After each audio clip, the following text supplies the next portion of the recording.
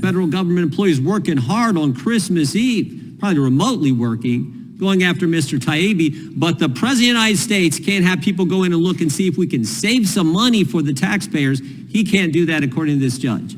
Think that makes sense, Mr. Schellenberger? It doesn't. I mean, my understanding is that the president controls the executive branch and the executive branch Article agencies. 2, Section 1, very first sentence, executive power shall be vested in the president, in a president of the United States of America. First sentence. Yep. Yeah, but this judge says, no, no, no. We got to trust the bureau. This is the fundamental issue. Do you trust the unelected bureaucrats, I think it was Mr. Tiffany and Mr. McClintock, or do you trust the guy who was elected by the people?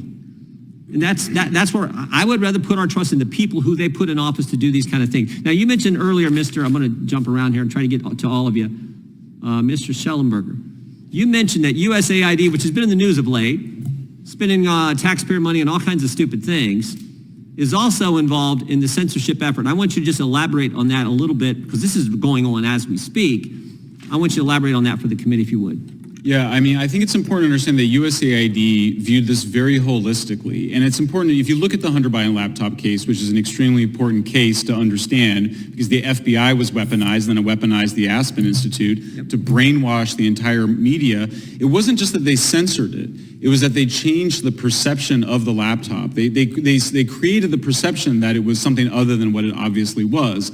And that's what these guys are trying to do. These are called information operations, and USAID has been in the process of taking over so-called independent investigative journalism around the world, and at the same time then training NGOs how to demand censorship. For example, Mr. Aaron's organization has been working to train organizations to so-called flag misinformation behind the scenes. By the way, it's one thing to criticize somebody publicly, which we should all be engaged in. Yeah. But this thing where you're skulking around, you do that all the and time. secretly, yeah, that's what open democracy is. This thing of going out and like secretly flagging information behind the scenes and demanding censorship, that's completely an abomination. That is not what I just want to be clear. You're saying USAID, your investigation is now engaged in this pre-bunking kind of concept and process that they did with the laptop story in the fall of 2020. And it's the exact same approach as well, where often what they're doing, for example, with USAID, OCCRP, is that they're leaking intelligence from the intelligence agencies.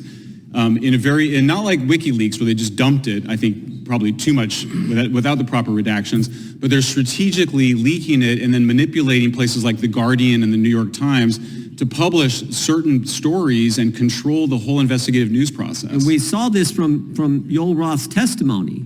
He testified during these weekly meetings that federal law enforcement communicated to us there was going to be hack and leak operations before the presidential election, likely in October. We had these, so that what's going to happen, when it's going to happen, and then they said here who it's going to involve, that there were rumors that the hack and leak operation would involve Hunter Biden. So they set them all up. And then Shazam, they set them all up because they had the laptop and they knew what was coming. And when it happens, everyone buys into what the 51 former intel officials say. That's right. Mr. Subramanian, I want to give you the last word. RFK, I just want you to I appreciate the historical perspective you brought when you testified last Congress, but one of the statements that stuck with this last Congress was actually a statement made by RFK Jr. when he said, when you look at history, it is never the good guys who are for censorship. And that's what we're trying to keep in mind and stop it from both sides, from all sides. We want the First Amendment. I'll give you the last 30 seconds here to respond. Absolutely. I mean, as you mentioned earlier, and when I was here the last time, I think it was a throwaway comment to a representative. It was not even part of my testimony. I don't think so. And I said, the values of Western civilization are worth fighting for, going back to the Enlightenment and the Reformation. That is what gave us free speech. That's what distinguishes us from the rest of the world. And the First Amendment in America distinguishes America from the rest of the world. I come from India originally. I live in Canada. I'm from Canada, but I've lived in India, I've lived in the Middle East, I've lived in places where just speaking your mind can send you to prison. You cannot criticize anything that goes against the government or certain religions for that matter.